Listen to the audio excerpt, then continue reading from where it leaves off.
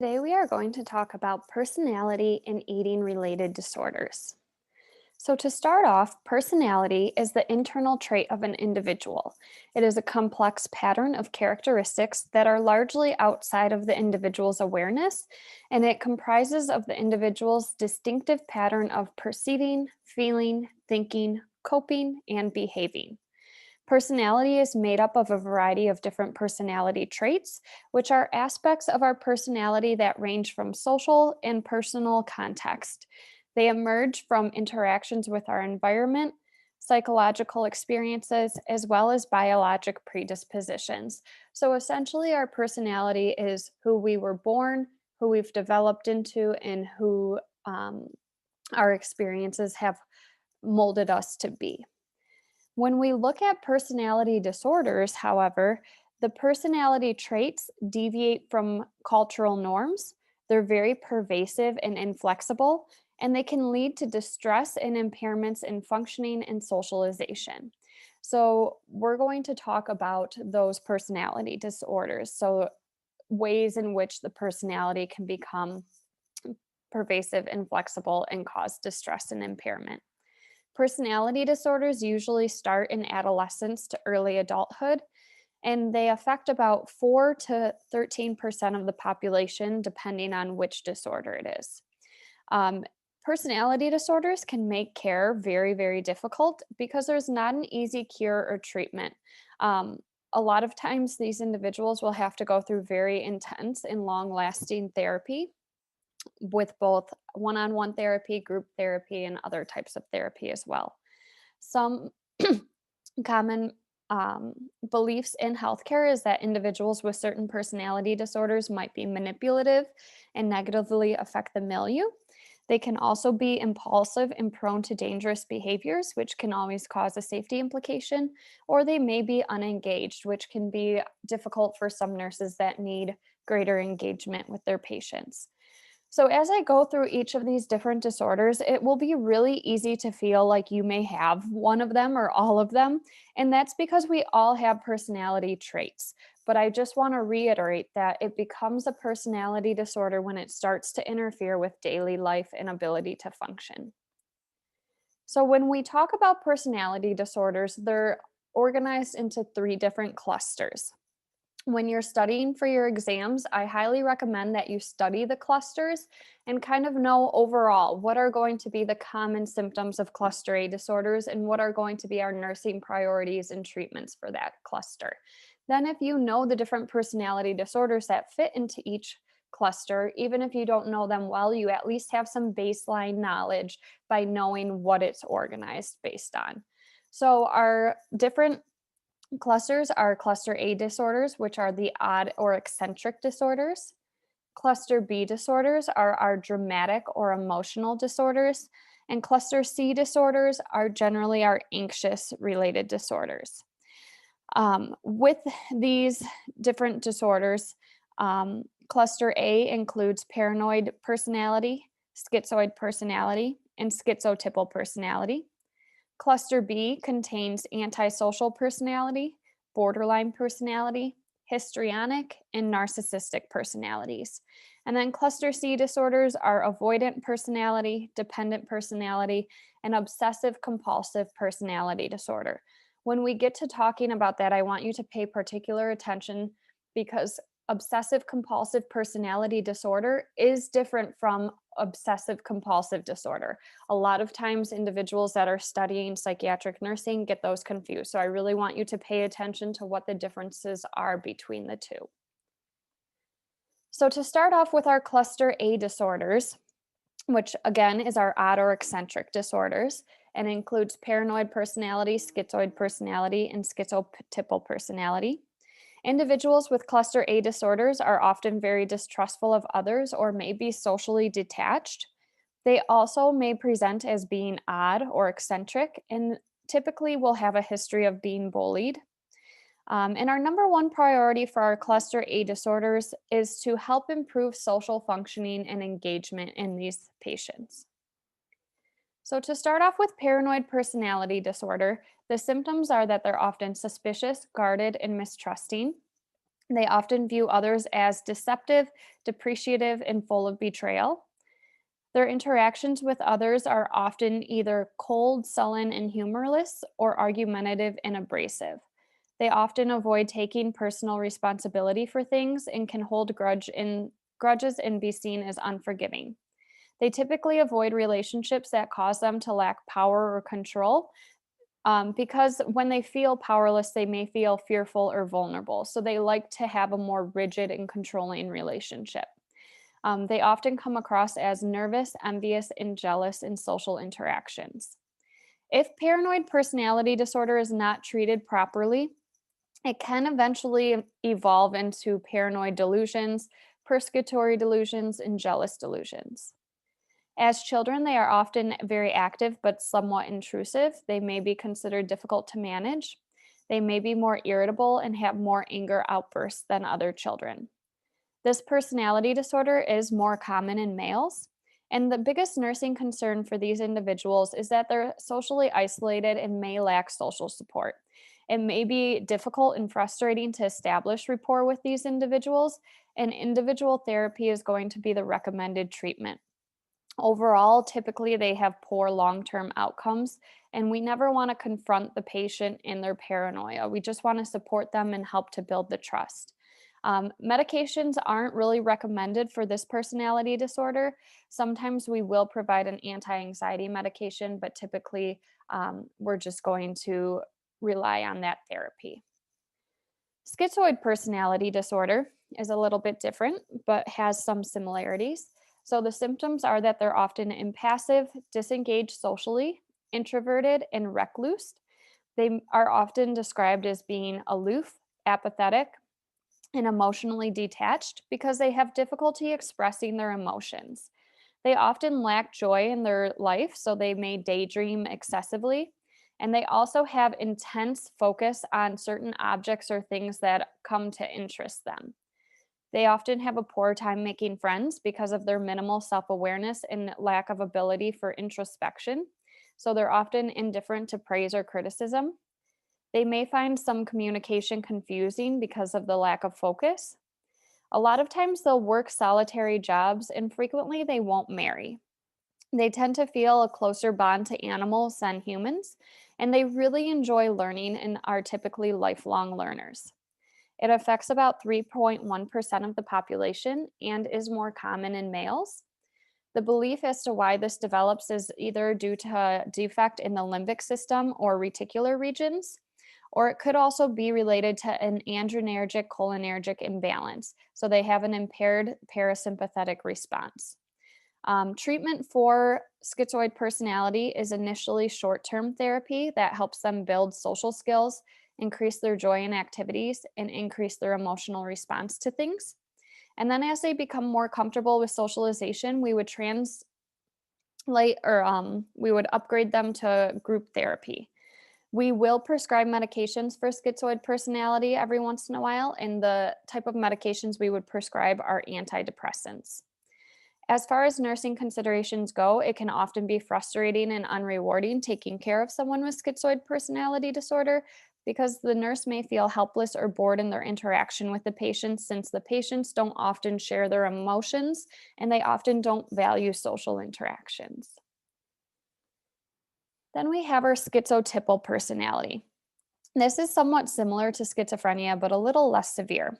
They do typically have social deficits, such as inattention to social cues, so they'll often avoid eye contact. They may be devoid of close friends. Their mood is often constricted or inappropriate, and socialization can cause great anxiety to them, so they're often avoidant of social interactions. As far as interpersonal defects go, cognitively, they may have magical beliefs, which are superstitions and preoccupation with paranormal phenomenon outside of their subculture or religious beliefs. They can also have perceptual aberrations, referential thinking, and paranoia. They may be described as having odd or strange appearance and behaviors, and they're also known to be quite eccentric. It affects about 3.9% of the population, and it is higher amongst Caucasian men, African American women, and low income individuals. And the belief is that individuals with schizotypal personality disorder have smaller amounts of gray matter in their brain. As far as treatment goes, we would do one on one therapy. We would not want to challenge any of their magical beliefs or perceptual aberrations, but we would want to help make them feel comfortable in being open and expressing themselves. We want to help build their skills to improve their self worth and positive self image. We can also engage in social skills training and environment management. And we want to reinforce socially appropriate dress and behavior while still allowing them to have individuality. For this particular diagnosis, we can prescribe antipsychotics to supplement their one on one therapy. And just like the prior personality disorders that we talked about, after they've kind of mastered one on one therapy, we would upgrade them to group therapy as well to help build those social skills. So, again, to reiterate, our main nursing considerations for our cluster A disorders is to improve socialization, improve self esteem, improve their social and self awareness, and improve their joy in activities. So, now on to our cluster B disorders. Cluster B disorders are where the patients are often dramatic, have poor boundaries, and engage in disruptive or unsafe behaviors. Nursing care is focused on modifying those behaviors and keeping that patient and others safe. So, the first cluster B disorder that I want to talk about is borderline personality disorder. Borderline personality disorder kind of has a negative stigma in healthcare because they can be very difficult patients to care for. I don't know if this will happen, but there is some talk that in the next edition of the DSM, they're actually going to be taking borderline personality disorder out. And I don't know if it'll be taken out completely or just renamed because it has such a strong negative stigma towards these individuals. So, the characteristics of borderline personality disorder is that the individuals have difficulty regulating their mood. So, they have affective instability, which causes an erratic and often intense emotional response. They can be quite irritable and impulsive in their reactions to things. They also may have poor self identity. They set unrealistically high expectations for themselves, and then they feel shame, self hate, and self directed anger when they don't meet those expectations. They often appear more confident and competent than they are, and they often feel more empty and bored when they're not reaching their goals. They also have poor maintenance of interpersonal relationships. They often will have an extreme fear of abandonment, and they're often forming unstable and insecure attachments to others. They thrive off of seeking attention, validation, and reassurance with others. They often idealize others and form quick and intense relationships that can lead to poor boundaries. They also have a poor ability to read facial expressions and body language, so they may misperceive that, which can contribute back to that difficulty with mood regulation and the intense response to things. They can have poor reality based thinking, and this is shown through their dichotomous thinking, which is where they think everything is one way or the other, everything is black or white, and mutually exclusive events. There's often not a gray area or other interpretations. They are often usually extremely positive or extremely negative. They can have dissociative thoughts, feelings, thinking, and behavior, and they often have poor problem solving skills. They can also be impulsive and destructive through self harm or parasuicidal gestures. They are often unable to delay gratification and have difficulty thinking through the consequences of their behaviors.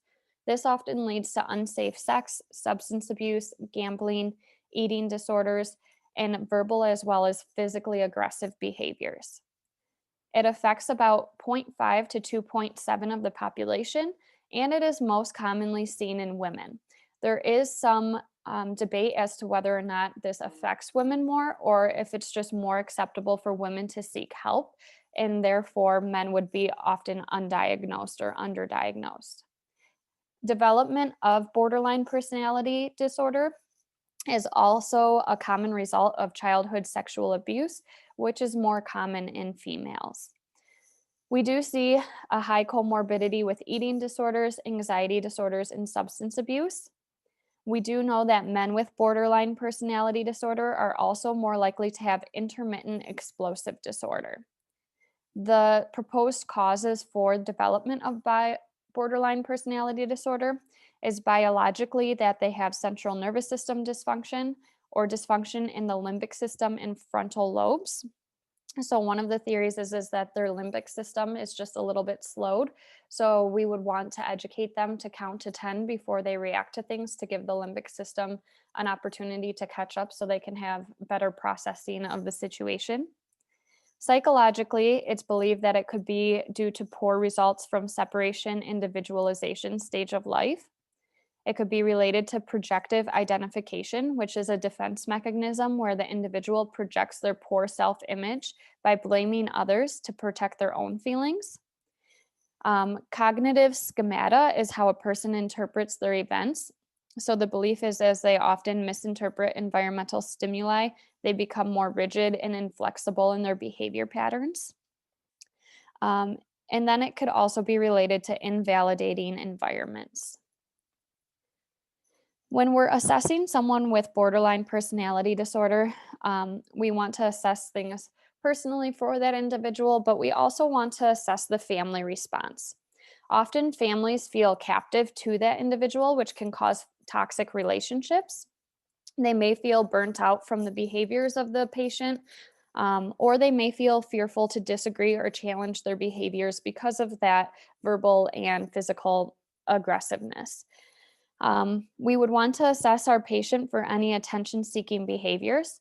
This could be through staff splitting. So, an example of staff splitting is if the patient comes up to one staff member and asks for something and they're told no, they may go up to another staff member and say, "Oh, that person said I could have this if you get it for me." So, they're putting staff members against each other to try and get what they want, which is also a form of manipulation. So, we would want to assess for any manipulative behaviors, any seductive behaviors like wearing inappropriate outfits, having inappropriate interactions with other patients.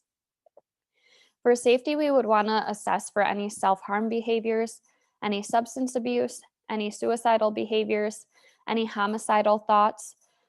We also want to know that when these individuals are getting upset or explosive, they could put other patients at risk. So we would want to assess how they're impacting the milieu and assess the safety of other patients as well.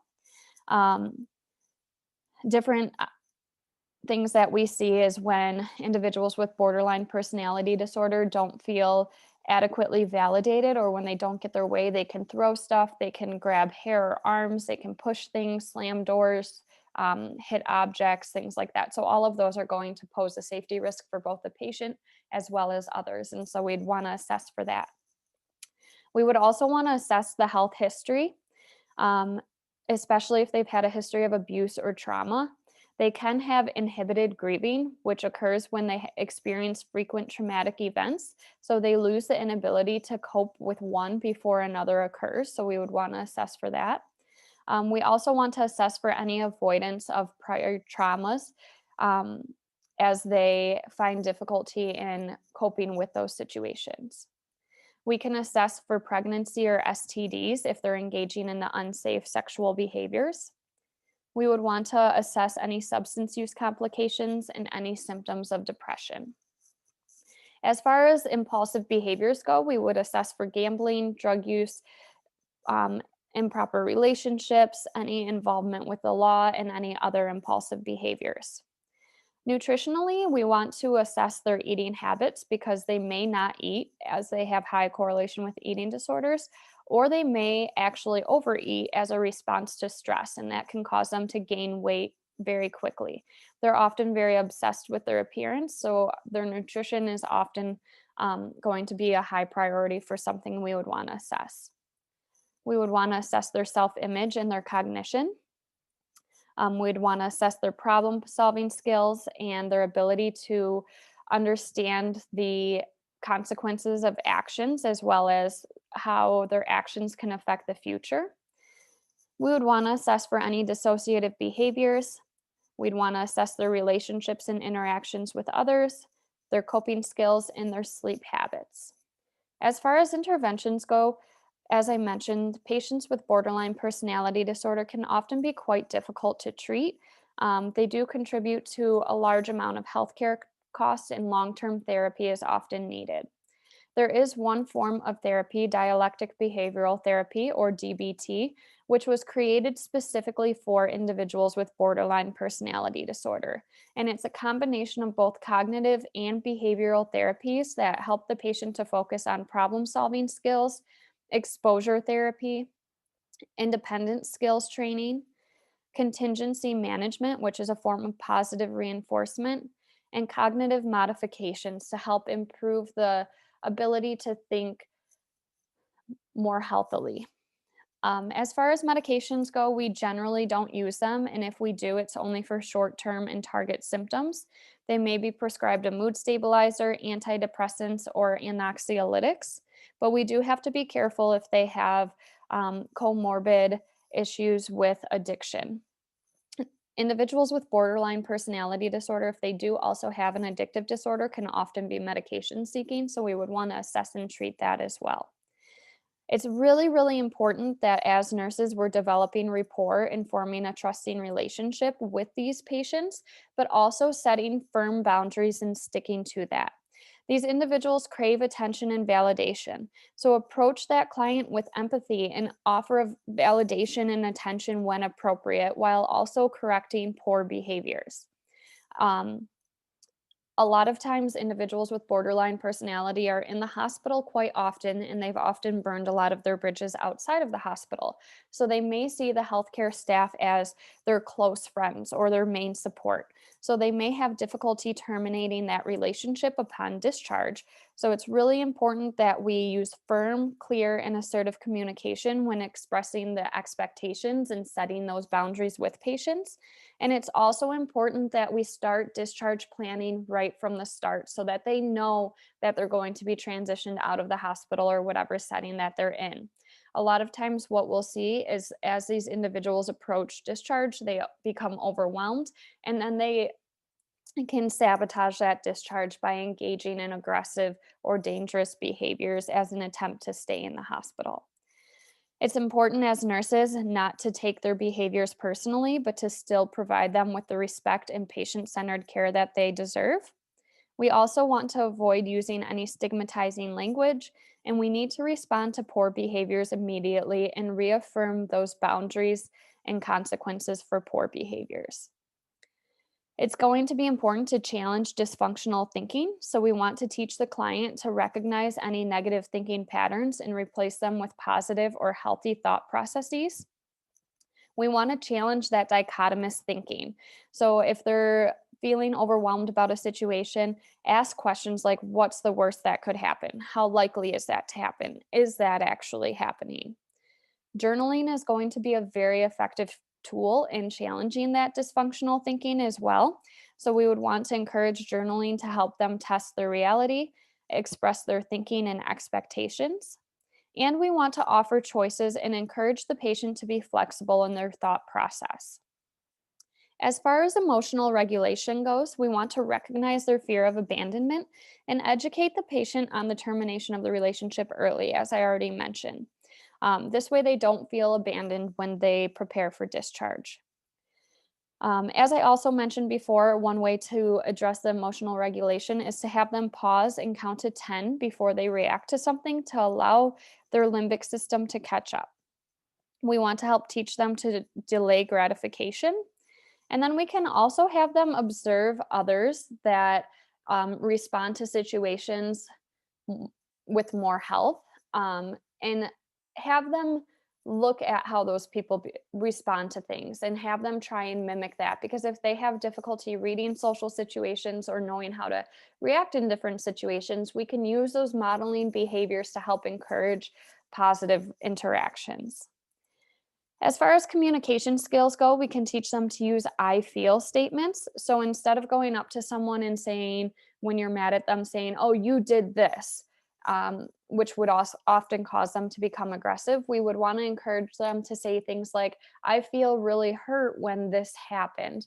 That way they can have a more constructive conversation about it instead of causing the other person to get defensive. We would want to help them paraphrase what the other person says before responding. We can educate them to check the accuracy of their perceptions with others. We would want to teach active listening skills. And all of this can be done through role playing, journaling, assertiveness classes, and like I said, observing the behaviors of others. We can help build their self esteem skills, help with any sleep hygiene or nutrition needs that they need. Um, and then we can also, if they engage in self harming behaviors, teach them alternatives to self harm. So, different things like exercising releases the same endorphins that cutting does. So, if a patient is starting to feel the need to cut, we can teach them to do jumping jacks for a few minutes and see if that reduces the need to cut themselves or engage in self harming behaviors.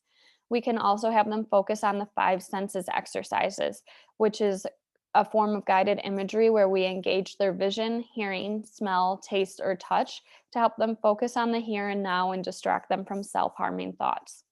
We can also teach them distractive therapies like squeezing a stress ball whenever they get the urge to cut or snapping a rubber band and doing different things like that. And now on to antisocial personality disorder.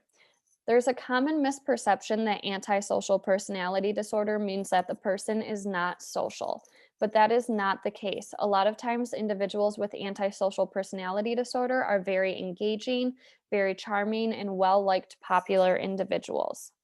Characteristics of antisocial personality disorder is that it's a pervasive pattern of disregard for and the violation of rights of others. We cannot diagnose it until the individual is older than 15. And if they show similar behaviors before the age of 15, we would diagnose them with conduct disorder. Symptoms tend to diminish later in life, usually after the year of 40. Individuals with antisocial personality disorder are often arrogant, self centered, privileged, entitled, and self serving. They have a tendency to exploit others and seek power over others, so they have very effective use of manipulation. They're often interpersonally engaging and charismatic, so they make you feel heard, appreciated, and loved. But that is often very deceitful because they lack human compassion. They lack the ability to feel remorse. So they're actually quite intense, callous, and contemptuous of others. Behaviorally, they can be quite impulsive and they often engage in activities that are dangerous or grounds for arrest. And they also have poor boundaries in relationships. They often act hastily and spontaneously. They can be very temperamental and aggressive, and they often fail to plan ahead or consider alternative behaviors. This affects about 0.2 to 3.3% of the population, and 70% of individuals with antisocial personality disorder are males. We also see morbid disorders of anxiety disorders, mood disorders, and other personality disorders, especially narcissistic personality disorder. There's a very high correlation between antisocial and narcissism. We also see a lot of drug and alcohol abuse in these individuals as well. The main biological theory as to why antisocial personality disorder develops is that they've had failure to activate their limbic prefrontal cortex during fearful situations. So, what happens is when they're thrown into a fearful situation, they're often feeling fearless. Um, Psychologically, it's believed to be part of the individual's temperament. Um, so if they have a difficult temperament, they may withdraw from stimuli, they may have low adaptability and very intense emotional reactions. It could also contribute to their aggressive, inattention, hyperactive, and impulsive behaviors. Another psychological theory is that they've had poor attachment early in life, or that they come from chaotic families where alcohol abuse and violence is the norm. So, when we're assessing someone with antisocial personality disorder, we want to be aware that they often embellish or give inaccurate health and criminal history because they want to portray themselves more positively. They're very intent on making a good first impression, but this can be misleading. Once they realize that they cannot manipulate the person they're engaging, they start to engage in egotistical behaviors. Again, we would want to assess the family response. Oftentimes, the family may have been abused, mistreated, or intimidated by the patient. They may be fearful of the patient, but they also may be loyal because they often blame themselves for the way that the patient has turned out, or because the patient makes them believe that they deserve to be treated like that. We would want to assess their social interactions and attachments. Therapeutic relationships are very difficult for them because they have the inability to attach themselves to others, and they don't use relationships as a motivation to better themselves. We would want to assess their safety towards themselves and others. As I mentioned, they can be verbally and physically abusive towards others, especially when they see it as a way for them to get what they want and as a form of control. We especially want to monitor interactions between someone that has antisocial personality disorder and borderline personality disorder. Because in borderline personality disorder, they have that need for attention and validation, and individuals with antisocial personality disorder recognize that as a vulnerable opportunity for them to use manipulation. We would also want to assess the patient's health history, any criminal involvement, and any homicidal ideations. It is rare that these individuals become homicidal, but it can happen. And when it does happen, their violence is often more impulsive than premeditated. And it's due to a response of lacking control or being unable to manipulate someone. Um, Antisocial personality disorder can be a precursor for psychopaths as well. When we look at the interventions, oftentimes, people with antisocial personality disorder only get treatment as an ultimatum from a court order or jail program. These individuals can be very frustrating and exhausting to care for because they have poor insight and poor motivation to change. And so, our goal as nurses is to help develop a nurturing attachment and help them to build the capacity for empathy for other people and to live within the norms of society. As far as self responsibility goes, we want to refrain from arguing or bargaining with these individuals, and we want to offer positive feedback when the patient accepts responsibility for changing their behaviors. We want to help them improve their self awareness. Um, as far as education goes, we would want to use a very direct approach and educate them on positive health practices, impulse control, and possible anger management. A lot of times they will be involved in group therapy, which will help them to focus on the development of empathy. They may also be referred to anger management, but only if they are nonviolent. Um, as far as social support goes, we know that they may take advantage of family and friends, which can limit their support system. So we may need to help them establish new support. And we also want to educate and assist the family in establishing healthy relationships. Medications are often counterindicated unless we're treating a comorbidity. The patient may need help in establishing a positive working environment and skills to help retain their jobs. And consistency in their schedule and treatment is going to be most effective. As far as milieu therapy goes, we want to ensure that we're providing a structured environment with rules and that a consistent environment allows for the development of positive interactions with others. We really want to monitor their interactions with others. Like I said, we already talked about how we want to monitor their interactions with individuals that have borderline personality disorder, but we do want to assess the safety of patients as well. And now on to histrionic personality disorder. So, the characteristics of histrionic is that they're often attention seeking, lively, dramatic, excitable, and emotional. They often appear open to others. They may dress inappropriately or seductively to gain attention. They're often known to be self centered due to their need of approval. So they're not actually self centered or selfish people, but they do tend to often talk about themselves or bring every conversation back to themselves because they're looking for that validation. And that's how they know how to relate to people. Um, Oftentimes, their behavior and their speech patterns will call attention to themselves. They have a poor time making friends of the same gender. They often consider their relationships to be more intimate than they actually are. Their behavior may be inconsistent because they're often going to be acting as who they think they need to be accepted and to get validation from others. So they have a very flexible behavior and personality. They also have a strong dependency on others, so they tend to be overly trusting and gullible. When others are uninterested in them, they can feel helpless and hopeless. They're often uncomfortable with being in a single relationship, so they often struggle with loyalty and fidelity. They often have very strong opinions and they have no problem expressing that. It is more common in women, African Americans, those of low income homes or lower education. And it's also very common in those that are widowed, separated, divorced, or never married.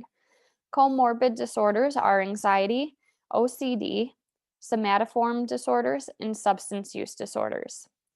The theory as to why this develops is that they may be overly alert and highly responsive as infants. They may have more gratification from external stimuli in the first months of life. And it's often common in families where the mother is emotionally labile, bored, overly flirtatious, or very clever in dealing with others. As far as nursing considerations go, our main goal is to correct their dependency on others and increase their social capacity. We want to monitor their boundaries and correct any inappropriate behaviors or social interactions. They may become dependent on the mental health system, same as individuals with borderline personality disorder. So it will be important that we help to retain and set strong boundaries. We want to help them build self esteem and reinforce personal strengths and abilities so that they can act autonomously. And therapy will often include a form of assertiveness training and solution focused therapy.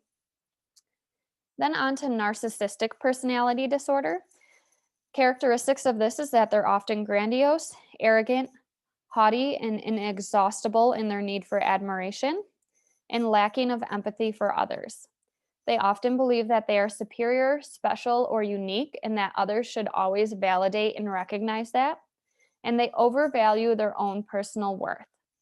They often engage in fantasies revolving around unlimited success, power, beauty, and love. They have difficulty handling criticism. They're often ambitious for fame and fortune, so commonly we see individuals with narcissistic personality disorder becoming lawyers, doctors, celebrities, CEOs, and those high in power and politicians. They're often exploited of others to get their own way, and they may also be jealous of others. This is seen more commonly in individuals with antisocial and borderline personality disorders. It affects about 6.2% of the population and is more common in males, as well as more common in individuals whose parents have narcissism as well. The belief as to how this develops is from overindulgence and overvalidation of their parents in childhood pampering, and they don't learn to cooperate, share, or consider others' interests and desires in childhood. So we actually see that this is more common in children that are only children of the family, or if there's a significant age gap between siblings. So they essentially grew up kind of on their own as far as sibling interactions go. Nursing considerations for individuals with narcissism is that they can often be difficult patients. They could be seen as snobbish, condescending, patronizing, and manipulative. And they do rarely seek mental health treatment. So it's important that when they do, we support and validate their worth. And then we can use step by step confrontation after we've built trust with that patient to help them cope with any vulnerabilities and work through any issues. And then we would transition them into group therapy. So now on to our cluster C disorders, avoidant, dependent, and obsessive compulsive personality disorder. In cluster C disorders, our patients are often going to be submissive, avoidant, anxious, or depressed. And our nursing goals focus on increasing their independence and confidence. So, for avoidant personality disorders, these individuals often stay out of social situations because they view themselves as socially inept, inadequate, or inferior to others. They often take jobs where they're working on the sidelines and can be described as being timid, shy, hesitant, fearful of criticism, and they often feel inadequate. They can be very sensitive to negative comments and disapproval. They rarely seek personal achievement or situations in which they have to show authority or leadership. They're often eager to please others, so they avoid confrontation. They only get into relationships if they're very confident that they're liked from that individual because they do fear rejection. This affects about 2.4% of the population, and comorbid disorders often include social phobia. This generally develops in adulthood but does decrease with age. Our nursing interventions for avoidant personality is long term therapy to help build self esteem. And we also want to help them to build social skills so that they have more confidence in relationships. Um, then we have dependent personality disorder. Dependent personality disorder is characterized by having a clinginess to others and attempt to keep them close. They have poor or non existent decision making, so they often rely on others to make important decisions. They'll adapt their behaviors to please others or who they are attached to at that time, so their self esteem is essentially dependent on the opinions of others. They often withdraw from adult responsibilities and need excessive advice and reassurance. They rarely disagree with others and are easily persuasive because they avoid social tension and interpersonal conflicts. So they're often seen as gullible, warm, tender, and non competitive. They do have a much higher rate for suicidal behaviors compared to the other personality disorders. They also are at high risk for being abusive or being victimized by others. They may fear abandonment and may be pessimistic towards their self abilities. So they may doubt themselves and feel increased anxiety in situations where they're the main focus. This is only prevalent in about 0.5% of the population, and it is more common in women. It's believed that it may have developed from parents' genuine affection, but over attachment to their children and overprotectiveness. It is also more common in children that have had a chronic physical illness that has required a lot of care and hospitalization. As far as our interventions and nursing considerations go, home management skills and adult skill training is essential to help build their ability to make decisions and care for themselves. We would also want to help them identify their dependency patterns and motivate them to become more independent. This is one of the few personality disorders where we will prescribe medication. So we may prescribe an anti anxiety or antidepressant medication, um, and then therapy as well. Then we have our obsessive compulsive personality disorders. As I said earlier, this does differ from obsessive compulsive disorder in the way that OCPD, um, the individuals don't have obsessions and compulsions. They do have a preoccupation with orderliness, but they have the capacity to delay rewards and gratification. So any thoughts don't become as obsessive and they often don't lead to those compulsive behaviors. They do pay attention to rules, trivial details, and procedures. They may be overly devoted to their work. They're often uncomfortable with unstructured leisure activities. They often feel the need to control situations, so they may be seen as rigid, stubborn, or unable to accept new ideas. They may appear indecisive, tenseless, or joyless. This does affect about 2.1 to 7.9% of the population, and it is more common in males.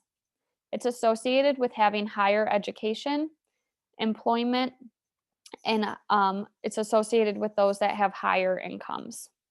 The main comorbid thing that we see with OCPD is hoarding behaviors, and it's believed that it could possibly develop due to parental overcontrol and overprotection.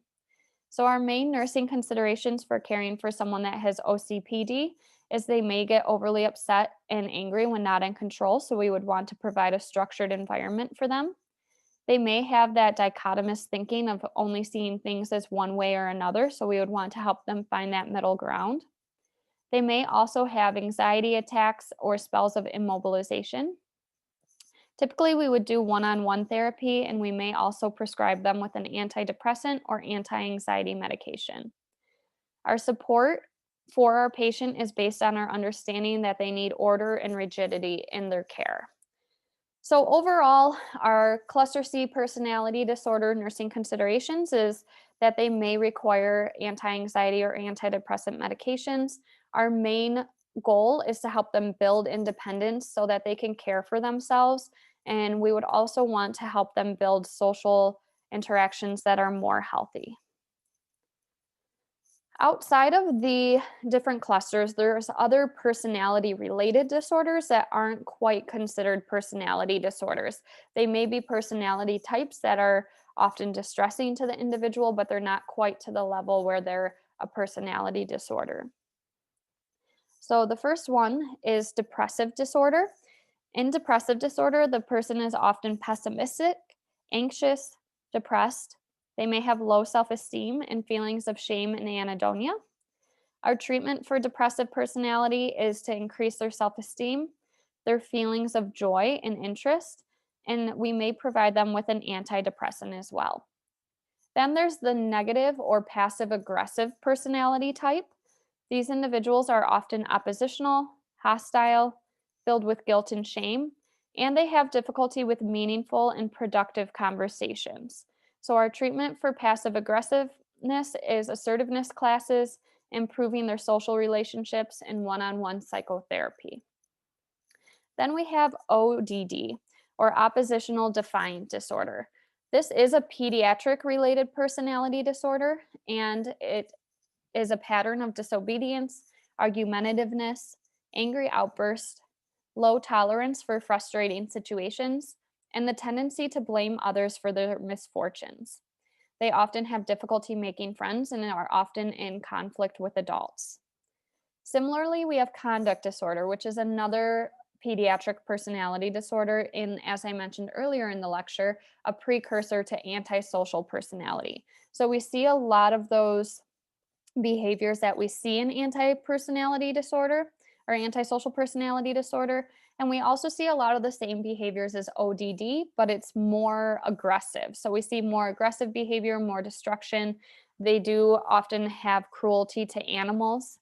They often lie to achieve short term ends.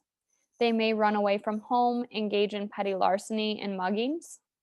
They're often involved in fights, stealing, vandalism, and disciplinary action at school. Females often engage in lying behaviors, truancy, running away, substance abuse, and prostitution. Um, Both of these, along with intermittent explosive disorder, um, disruptive disorder, kleptomania, and pyromania, have the same epidemiology, and that is that it's more common in boys. They may have a lower socioeconomic class or urban living.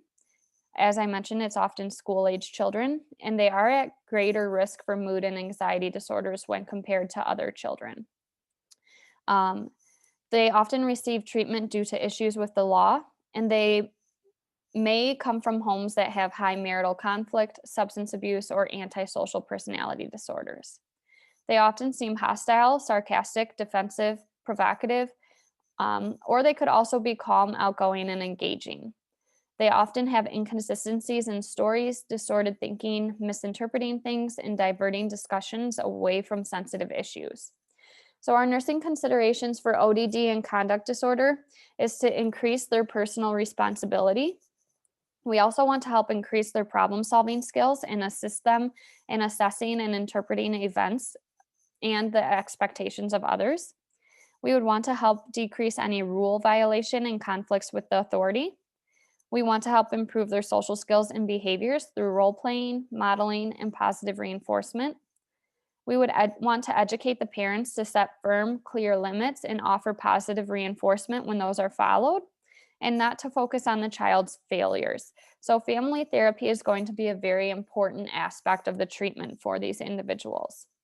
We also want to know if the child is involved in child welfare, the legal system, or any issues at school.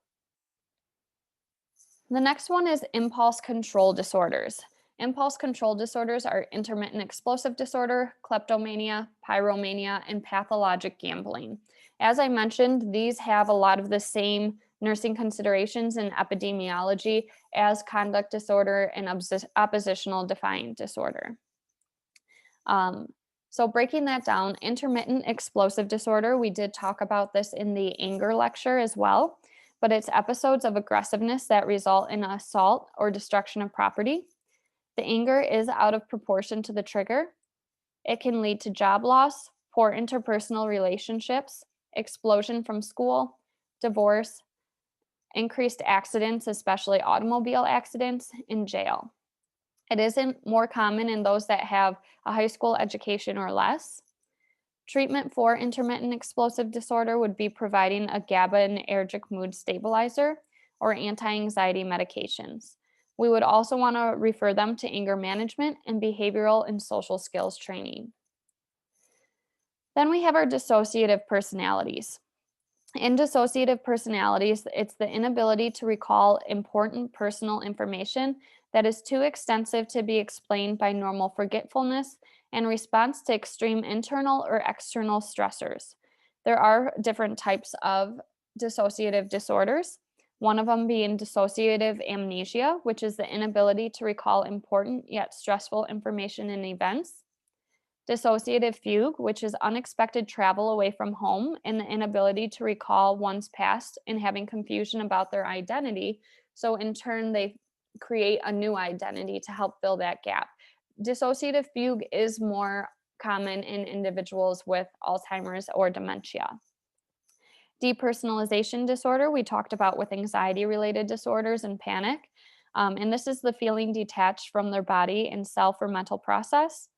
And then we have dissociative identity disorder, or formerly called multi-personality disorder, which we also talked about in the trauma and anxiety related disorders. And then lastly, we have pathological gambling. Pathological gambling is an impulse control disorder where they're addicted to gambling. And just like we talked about when we talked about addictive disorders and in particular an addiction to gambling, they crave the rush of gambling more so than the actual money that they could get from it. Our nursing considerations for this is looking at how it affects their finances, family situations, relationships, and comorbidities, especially substance abuse. Then we have kleptomania and pyromania. So, kleptomania is an impulse control disorder where the individual can't resist the urge to steal. The items that they steal are not valuable or necessarily wanted, but they experience increased tension and then relief after stealing. Kleptomania is more common in females, and the onset is often during adolescence. And treatment would be antidepressants and behavioral therapy. Then we have pyromania, which is the impulse control disorder with irresistible impulses to start fires. In addition to having the impulses to start fires, they're often very fascinated and attracted to fires. So we do see that a lot of them go into fields working with fire, so being firefighters. This is more common in men, and comorbid disorders are often antisocial personality disorder, substance use, and impulsivity. As far as etiology goes, this is more common in Caucasians and less common in African Americans or Hispanic Americans. And it may be due to low serotonin and low norepinephrine levels. They may have poor interpersonal skills, low self-esteem, depression, and anger management. And our treatment would be token reinforcement for behavior training, problem-solving skills, and relaxation exercises. And that wraps up the personality disorders. So we will now move on to our eating disorders. So there are multiple levels of eating disorders and how they developed. But usually someone will have just normal eating. Then they develop a risk factor for an eating disorder, which may be low self-esteem, going on a diet, having parental attitudes indicating that they need to lose weight, having body dissatisfaction, as well as being influenced by the medial portrayal of an ideal body type. Then they develop a partial eating disorder syndrome. This may be severe and serious dieting, as well as binge eating behaviors. If that's left untreated, it can turn into a full syndrome eating disorder. And in order to be considered a full syndrome eating disorder, it has to increase in frequency and severity. It could be starvation, purging, or binge eating.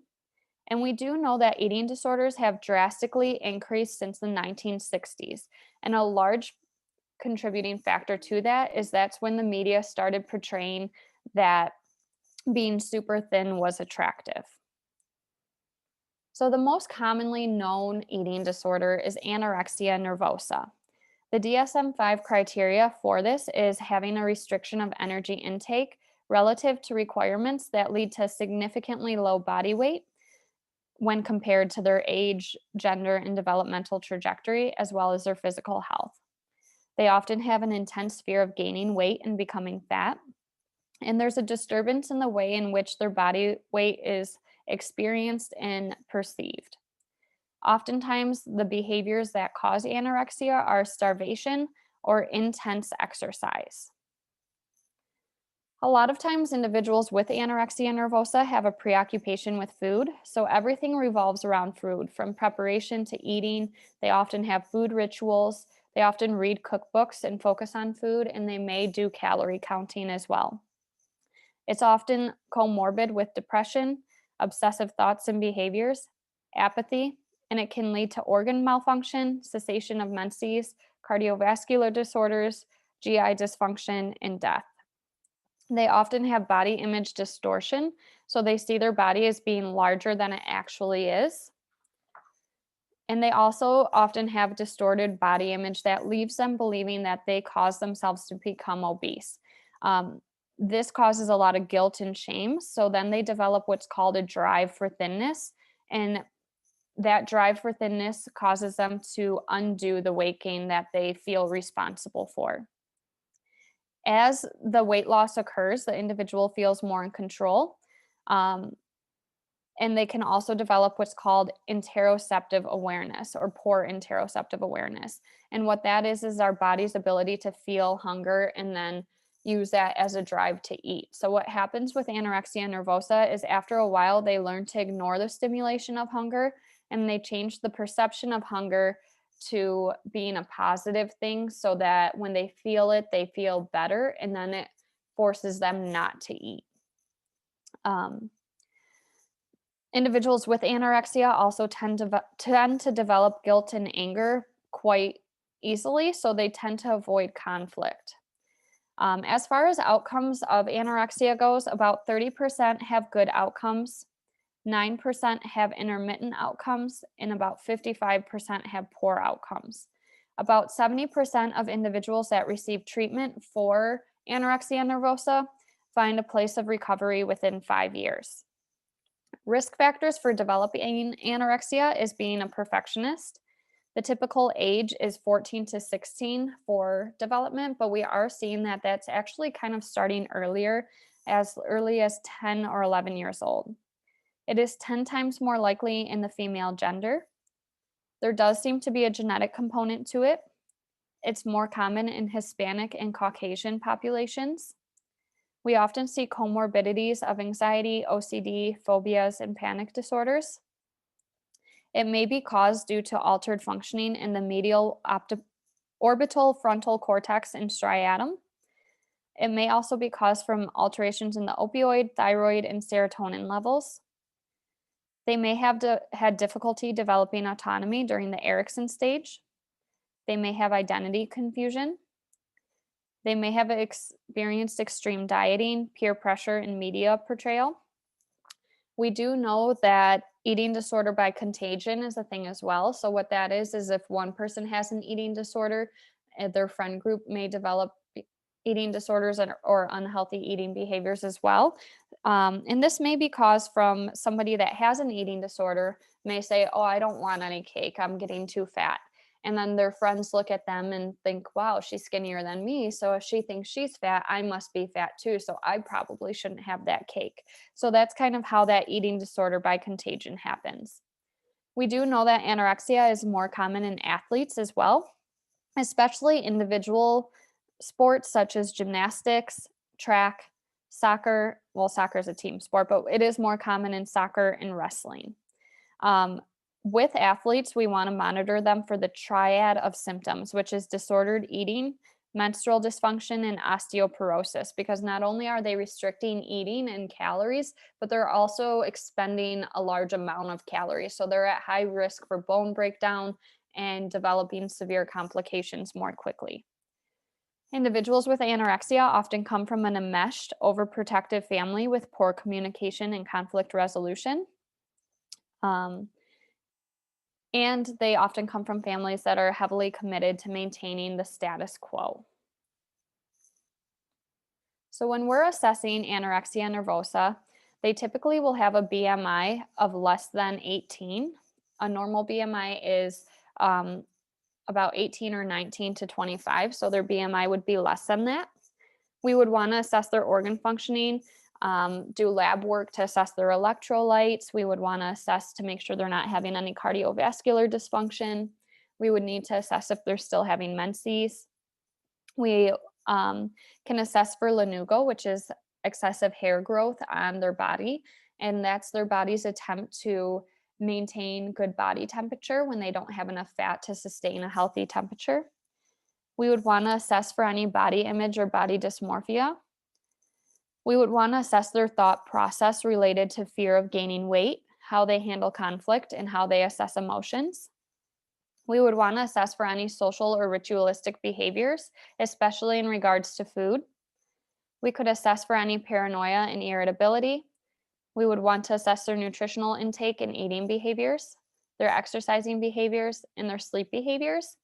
With anorexia, we see something called hyperkinetic disorders or hyperkinetic activity, and this is when they get a little sleep, but they wake up feeling super energized. There is a survey that we can give as well, and it's called the Eating Attitudes Test.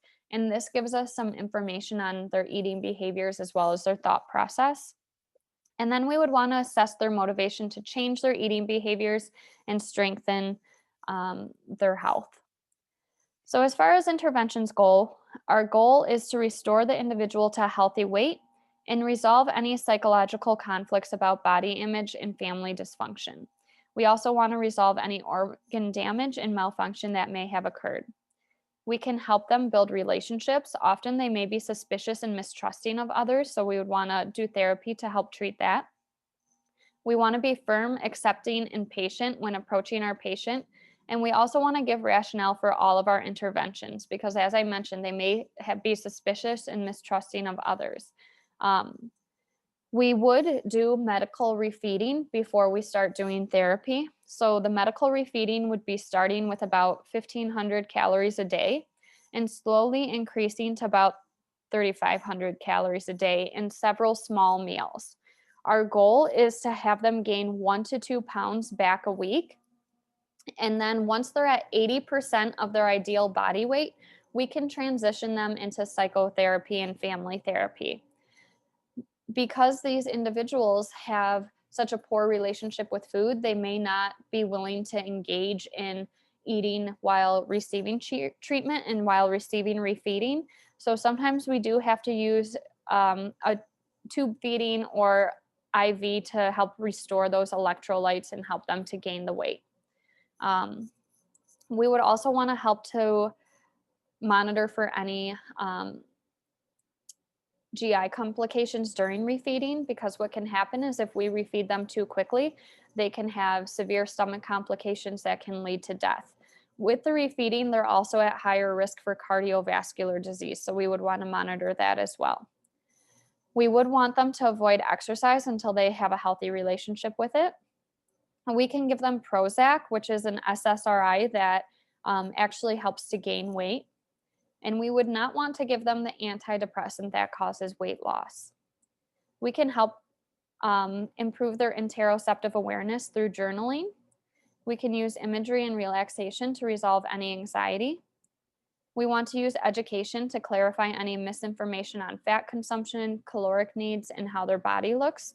So one technique that we can also do with that is have them draw a picture of what they perceive their body as and have others draw a picture so that they can compare and recognize that the way that they perceive their body is different than how their body actually looks.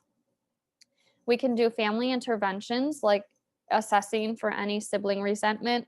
We can increase effective communication skills, help them to express their feelings, and resolve any guilt. When we're integrating them back into the school system, we would want to assess for any shame, guilt, or embarrassment and help them to renew their friendships. We also want them to avoid any friendships that help lead to the disorder if it's an issue of eating disorder contagion. When our patients are inpatient, we would want to weigh them with their back to the scale. Typically, an eating disorder unit won't have any mirrors. We would treat them with a reward system for visiting and other privileges. And as I mentioned earlier, we would want them to avoid exercise. Now moving on to bulimia nervosa. So bulimia nervosa has to occur over a 3-month period of recurrent episodes of binge eating and then purging. So binge eating is eating in a discrete period of time more than what is typically needed for that time period. While the person is binge eating, they feel a sense of lack of control over their eating habits during the episode, and they just keep eating and eating. And then they start to feel guilty about that, so they engage in purging or compensatory behaviors to prevent weight gain. So they may have excessive exercising afterwards, purging, laxative use, and fasting. In addition, we would want to do self-evaluation on how they view their body, because often their body shape and weight is going to be dependent on how they feel. This is more common than anorexia nervosa, but it is decreasing over the past decade. It's generally not as life-threatening as anorexia because they do maintain a healthy weight and they're not overly thin, so they often don't have that organ damage, but they are at risk for other health complications like erosion of the esophagus from often purging, electrolyte imbalances from purging, dehydration, and laxative use, exercise-related injuries, and things like that.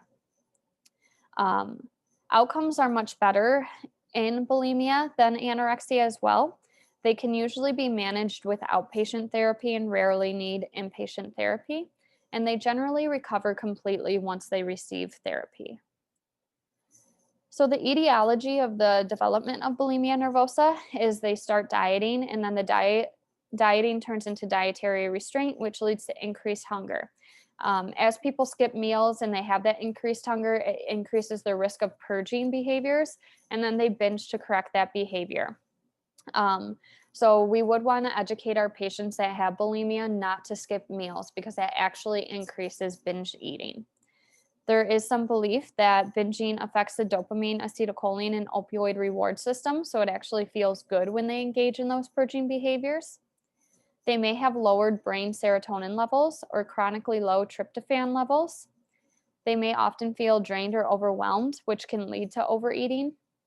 And we do find that a high risk factor for the development of bulimia is having been sexually abused. Other risk factors are that they're overly committed individuals and often described as being social butterflies. They may have difficulty setting limits and setting boundaries. They may have many rules regarding food and food restriction. They often engage in impulsive behaviors. The age of onset is a little bit later than what we see for anorexia. It usually develops between the ages of 15 and 24. Just like anorexia, it's 10 times more likely to be a female gender, and it is higher in Hispanic and Caucasian women.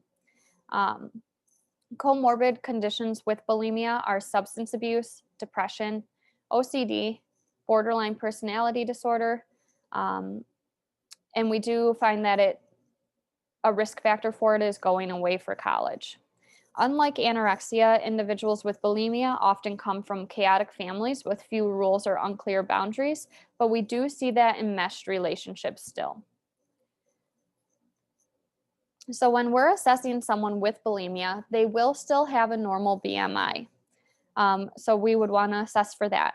We would also want to assess for any of those impulsive behaviors. So do they shoplift? Do they overspend? Are they in any legal involvement or have any financial difficulties? We want to assess their history of being abused, their diet history, if they have any history of eating disorders, if they have any family history of eating disorders. We would want to do a physical assessment, including assessing their electrolyte levels. As I mentioned, they're higher risk for electrolyte imbalances and dehydration. We especially want to monitor their potassium levels because if they have hypokalemia, it can cause muscle weakness, fatigue, cardiac arrhythmias, and palpitations. The electrolyte imbalances can also lead to neurological disturbances and sleep disturbances. So we would want to assess their neural functioning as well as their sleep patterns. We would also want to assess their thought patterns. With bulimia, we often see that dichotomous thinking, magnification, selective abstraction, which is like saying, I'll only be happy when I lose 5 pounds, and then I'll only be happy when I can fit in a size 2 jeans and things like that. They often overgeneralize and catastrophize things. We would want to assess their self esteem and body dissatisfaction. So, do they have any shame or guilt with their eating behaviors? Do they have the fear of gaining weight? How do they regard themselves? Do they feel a need to please others in their social interactions? And then we want to assess the binges. So, for the binges in particular, we're assessing the frequency. How often do they happen? What's the trigger for it? What type of binging do they do? And what type of purging do they do? We would also want to assess their esophagus, their mouth, and their teeth for any erosion or breakdown. As far as treatment goes, it's going to be multifaceted, and our goal is to help stabilize and encourage normal eating. So, we would provide them with psychotherapy to help focus on the psychological issues that are involved in bulimia, like boundary setting, separation, individual conflicts, changing problematic behaviors, and any of those dysfunctional thought processes. So, with this, we can use CBT, we can use interpersonal therapy, as well as group therapy. There are 12-step programs for eating disorders. And with the group therapy, we want to make sure that we're not being too strict, and making sure that they're getting the support they need from it. As far as pharmacological interventions go, we can prescribe them with an antidepressant, especially fluoxetine. And we would also want to monitor um, for any issues with decreased appetite, excessive weight loss, and things like that. We could do nutritional counseling. As far as inpatient behaviors go, we would do the same thing as anorexia, have them weigh back to scale. Oftentimes, there won't be any mirrors or anything. If they do need to use the restroom within an hour of eating, we would have someone supervise and stand outside the door to make sure they're not purging. If they don't need to use the bathroom, we'll often lock their doors from 30 minutes to 1 hour after they eat. We would also want to help them with journaling because that helps them to identify triggers for their binges and purges. And it can also help with cue elimination, which is removing the triggers for that eating disorder and finding an alternative response to reinforce healthy behaviors.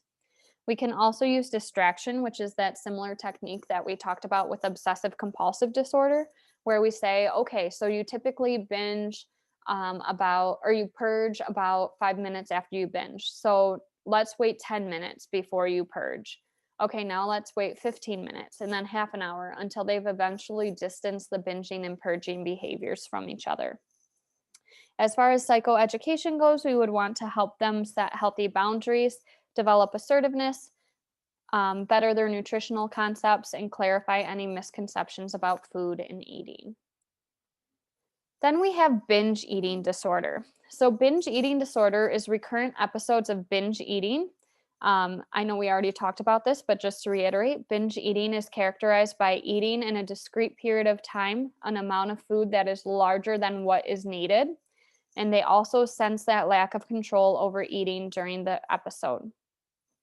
With binge eating, they also have to have at least 3 of the following symptoms, which would be eating much more rapidly than normal, eating until they feel uncomfortably full, eating large amounts of food when they're not physically hungry, eating alone because they're embarrassed of their eating behaviors, feeling disgusted with themselves, depressed or guilty afterwards, or having marked distress after a binge eating episode.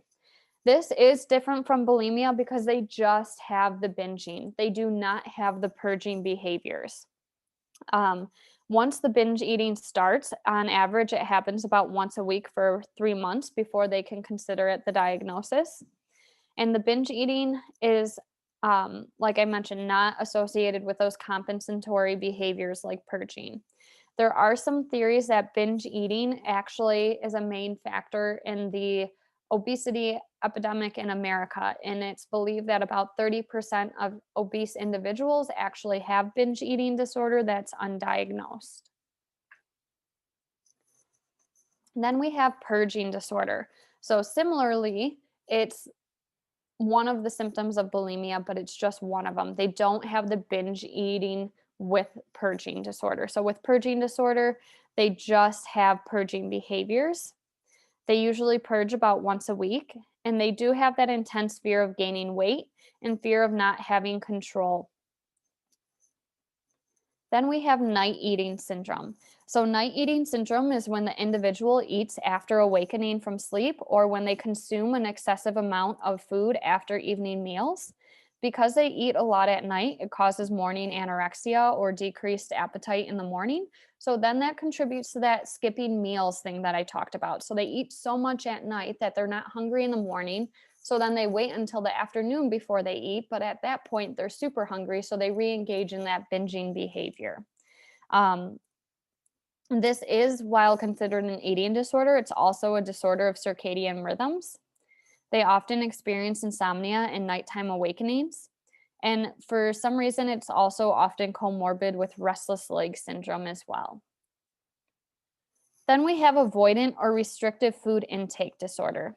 The DSM-5 diagnosis for this is that they have a persistent failure to meet the appropriate nutritional and energy needs associated with their body. So they experience significant weight loss, nutritional deficiency, dependence on eternal feeding or oral nutrition supplements, and marked interference with psychosocial functioning. The disturbance isn't due to lack of food or a disturbance in their body shape or appearance. So they don't have that intense fear of getting fat. And that's what um, kind of separates this from anorexia. They don't have the issues with body image, they just aren't eating enough of the right foods to match their nutritional needs. Then we have rumination disorder. So, rumination disorder is repeated regurgitation of food, um, where they eat the food, then they regurgitate it back up out of their stomach, where they'll either re-chew it, re-swallow it, or spit it out. The repeated regurgitation cannot be attributed to a GI or medical condition to be considered rumination disorder. And then lastly, we have pica, which is a persistent eating of non-nutritive, non-food substances over at least a month period. The substance that they eat are inappropriate to their developmental age and cultural needs. And when we're assessing someone that has pica, we need to assess for any self-harming behaviors. So a lot of times we'll see that patients may eat tiles, nails, or substances that may cause injury to their GI tract in hopes that it causes them to die. Or they may be eating non-food substance to deplete their nutrition. So they think if they fill their stomach with non-nutritious substances, then their body won't absorb nutrition and that can lead to death. With pica, it is not related to self-harming behaviors or suicide. And that is it for the eating disorders.